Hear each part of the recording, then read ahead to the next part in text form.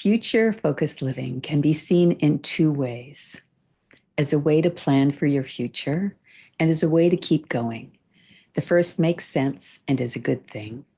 The second is what many of us do, even though we would say it's about planning. What do I mean by this? I imagine you might be thinking the same thing as I am.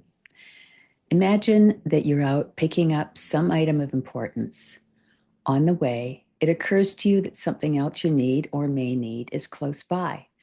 So you pick that up as well. As it happens, you have your dog with you. He needs a walk. It's a nice day. Might as well stop at this nearby park and take care of that as well. Eventually, when you return, it's hours later, and you still have all the things you'd planned waiting for you. What you did stopping at all those places seemed as if you were making good use of your packed time. But really, the dog would have been happy going out later for that walk. And did you really need all those items you didn't even think of before you left today? Probably not. So, what might really be going on? Possibly an underlying fear that you won't be able to finish everything you'd planned. Possibly some deeply embedded fear that you might not measure up otherwise. Possibly some other reason or set of reasons. Often all you know is you feel an urgent need to do these things. Once done, it might be good to ask yourself how you feel now that they're all done. Better, relaxed, at ease, maybe, and maybe not. For me, I never felt all that much better. I simply focused on all the things I still had to do. That underlying sense of urgency was still there. What being busy does for some of us is to help us not feel that urgency, or at least to be able to ignore it. However, there is a benefit to being so busy, many benefits. One of them is that we feel a sense of purpose in our lives, and that feels so good. The thing is, you probably are a purpose-driven person and really enjoy being busy. So why the anxiety or sense of urgency?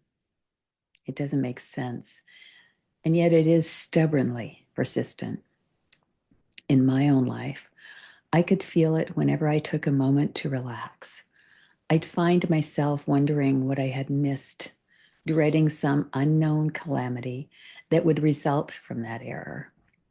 So I would go over everything in my mind until I was distracted with some other task. It might be that I wanted to impress someone I admired or not let my community down. Just thinking of this reminds me of the habit I finally broke of packing for a trip. Then in that final hour, stuffing that suitcase with things just in case. It was rare that I ever used any of those last minute items. There's something very satisfying being so busy.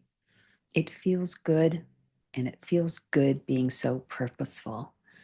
It wasn't until my body said enough in very loud terms that I had any real desire to find a different way of living. I wasn't willing to stop living a filled and purposeful life, but I was also no longer willing to do so in a way that was fear-based and harmful and destroying my health. What I learned to do was this. When I was about to do more than originally planned, I'd ask myself, is this truly necessary right now? If the answer was no, then I'd let it go. I might add it to a to-do list, but other than that, I wouldn't dwell on it. It took a while to learn to do this, to change a long entrenched habit. In fact, so long entrenched, I picked it up from my mother, who did the same thing. One of the things that made it so difficult to let go other than feeling like I accomplished something, was that it connected me to my mother. It wasn't until I found other ways of connecting to her that I was able to move on and to truly let it go.